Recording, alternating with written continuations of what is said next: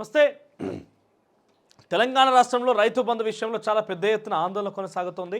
అయితే రైతు బంధు గతంలో చూస్తే కనుక ఉదాహరణకి ఒక రోజు కనుక ప్రారంభించినట్టయితే డిసెంబర్ నుంచి జనవరి వరకు కూడా ఈ రైతు బంధు ప్రక్రియ కొనసాగేది. కొన్ని రోజులుగా ఇది మార్చి వరకు కూడా వెళ్ళిన ఘటనలే గత ప్రభుత్వంలో. అయితే ఈసారి పెద్ద ఎత్తున కొత్త ప్రభుత్వం ఏర్పాటైన తర్వాత ప్రజల్లో కూడా పెద్ద ఎత్తున ఆశలు ఉన్నాయి. ఎందుకంటే డెఫినెట్గా ఈ రాష్ట్ర ప్రభుత్వంలో ఏదో మాకు మార్పు జరగబోతోంది, మాకు ఏదో కొత్త విధానాన్ని చూపించబోతున్నారు, కొత్త రకమైన పథకాలని కొత్త రకమైన ఆవిష్కరణలు చేయబోతున్నారంటే కూడా పెద్ద ఎత్తున ఆశలు అయితే ఉన్న నేపథ్యంలో ఒక్కసారిగా 7 తారీఖున వీళ్ళు ప్రమాణ స్వీకారం చేయడం, 9వ తారీఖున వీళ్ళు ఆరోగ్య శాఖకు సంబంధించి కావచ్చు ఫ్రీ బస్ గురించి అనౌన్స్ చేయడం, ఆ పథకాన్ని ప్రారంభించిన 13 నుంచి రైతు బంధు పథకాన్ని గతంలో మాదిరిగానే అంటే రైతు బంధు పేరుని కాస్త రైతు భరోసాగా మార్చి 10,000 నుంచి 15,000 వరకు కూడా పెంపు చేస్తామని రాష్ట్ర ప్రభుత్వం చెప్పింది. కొత్తగా ఏర్పడినటువంటి కాంగ్రెస్ ప్రభుత్వం ఎన్నికల నేపథ్యంలో వాళ్ళు ఎన్నికల హామీగా చేర్చారు. అయితే ఈ హామీని ప్రస్తుతం అమలుపరచాలని చెప్పి కోరుతున్న నేపథ్యంలో ఈ బడ్జెట్లో సాధ్యం కాకపోవచ్చు.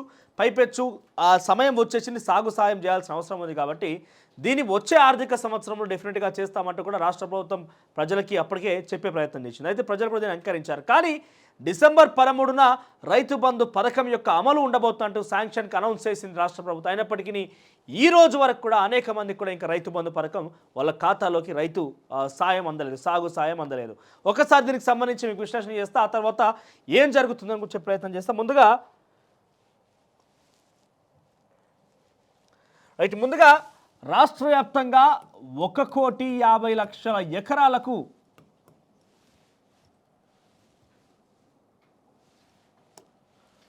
1,50,00,000 ఎకరాలకు రైతు బంధు సాయం అందుతోంది.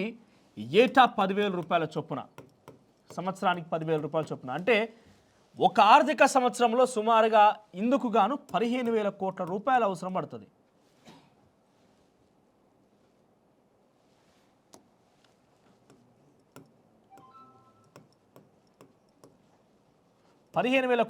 అవసరం పడుతుంది. అయితే ఓవరాల్గా సీజన్ పరంగా చూస్తే ఒక సీజన్ కంటే రబీ ఖరీఫ్ సీజన్ కనుక చూస్తే ఒక సీజన్లో 7,500 కోట్ల రూపాయల్ని రైతు బంధు పేరిట జమ చేయాల్సి ఉంటుంది. సుమారుగా 70 లక్షల కుటుంబాలు, 70 లక్షల మంది రైతుల పేరిట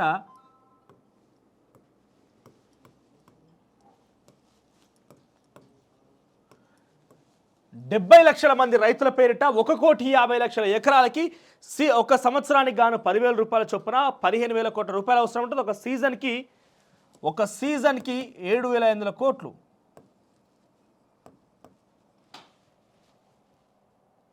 సో ఇటువంటిది పూర్తిగా ఈ సంబంధించిన అంశం. అయితే ఇందులో బేసిక్గా ప్రతి ఏడు ఏముంటుంది, ఉదాహరణకు డిసెంబర్ 13న ఈ కొత్త ప్రభుత్వం అనౌన్స్ చేసినట్టయితే 13న ఎకరం లోపు వారికి, 14న ఎకరం పైబడిన వారికి, 15న 5 ఎకరాల పైబడిన వారికి, ఇట్లా వారం రోజుల్లో ఈ ప్రక్రియ మొత్తం కూడా ముగుస్తుంది బేసిక్గా. అయితే కానీ ఇప్పుడేమైపోయింది, డిసెంబర్ 13న వీళ్ళు ప్రకటించినప్పటికీ ఈరోజు తేదీ ఎంత, జనవరి 8వ తేదీ, అంటే సుమారుగా నెల రోజుల కాలం ముగిసింది. అయినప్పటికీ ఇంకా పూర్తిగా రైతు బంధు పథకం, రైతు సాగు, ఇదేంది రైతు బంధు అనేది కేవలం ప్రతి పంట ఉన్నటువంటి వ్యక్తులకు కాదు, రైతుకి సాగు సాయం అంటే వ్యవసాయం చేసేటువంటి రైతులకి సాగు కోసం సాయం చేసేటువంటి ప్రక్రియ ఈ రైతు బంధు పథకం. అంటే ఇప్పటికే మనం చూస్తే కనుక క్షేత్రస్థాయిలో ఈ వ్యవసాయం అయితే యాసంగి కోసం వాళ్ళు పంట ఇప్పటికే ప్రారంభించారు. యాసంగి పంట కోసం పెద్ద ఎత్తున రైతులందరూ కూడా వాళ్ళు సమాయత్తం అవుతున్నారు. సో ఇంకా కూడా సాగు సాయం అందలేరు. పైపెచ్చు అధికారిక లెక్కల ప్రకారం చూస్తే కనుక ఇక్కడ అధికారిక లెక్కలు ఎట్లా ఉన్నాయంటే ప్రతి సంవత్సరం ఏటా 1 కోటి ఎకరాల్లో ఈ సాగు జరుగుతోంది.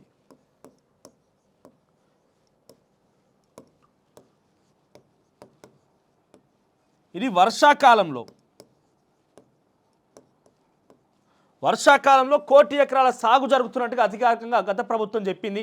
అయితే యాసంగికి వచ్చేసరికి 75 లక్షల ఎకరాల్లో యాసంగి, అంటే అదనంగా ఈ సాగు చేసేటువంటి భూమి కంటే 50 లక్షల ఎకరాల భూమి, అంటే 1,50,00,000 చెప్తున్నారు కాబట్టి 50 లక్షల భూమిని అధికంగా రైతు బంధు అప్పనంగా కట్టబెడుతున్నారు అనేది కొత్త ప్రభుత్వంలో కొంతమంది పెద్దల వాదన.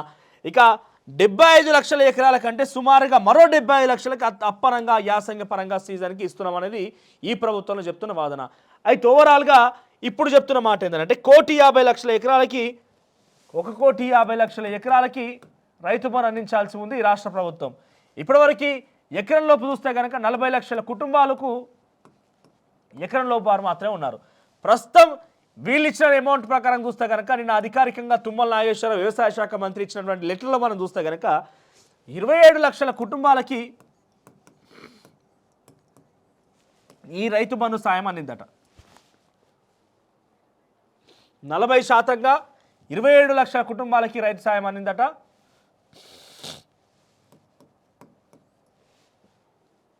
నలభై శాతం పాపులేషన్ 27 లక్షల కుటుంబాలకు అందింది. ఇంకా సుమారుగా 33 లక్షల కుటుంబాలు ఉన్నాయి రైతు బంధువు అందకుండా. సో నిన్న అధికారికంగా ఆయన లెటర్ ద్వారా చెప్పింది ఏంటంటే మరికొన్ని రోజుల్లో ఈ నెల పూర్తయ్యే వరకు జనవరి 31 లోపు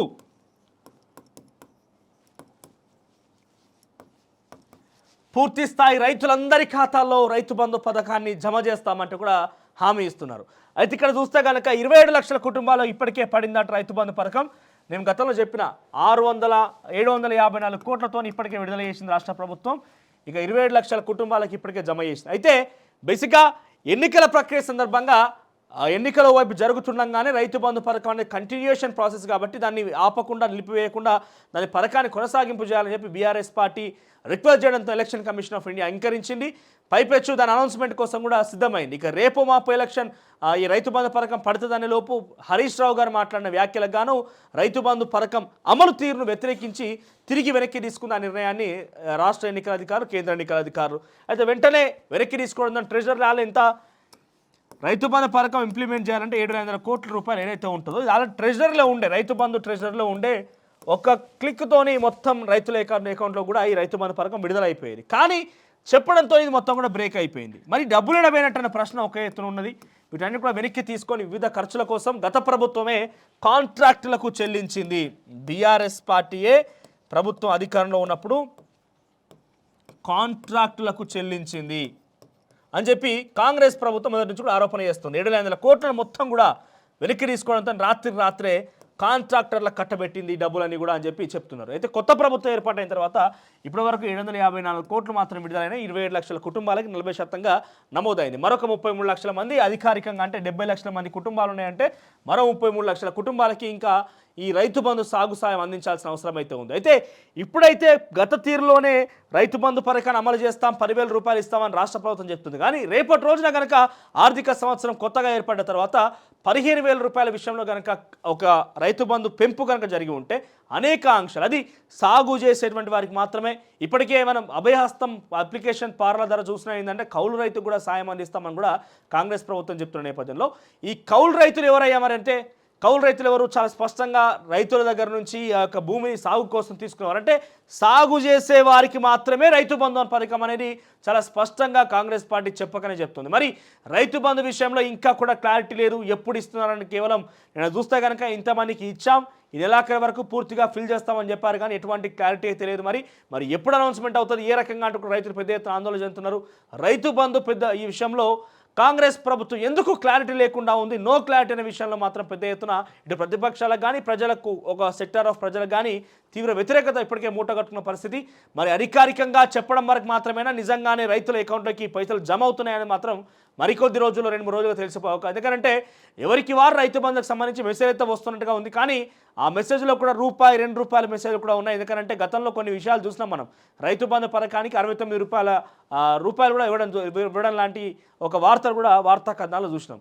సో ఇటువంటి సిచ్యువేషన్లో రైతు బంధు పూర్తి స్థాయిలో ఎప్పుడు ప్రజలకు చేరువవుతుంది ఏ రకంగా వీళ్ళు విడుదల చేయబోతున్నారో మాత్రం చూడాల్సి ఉంది.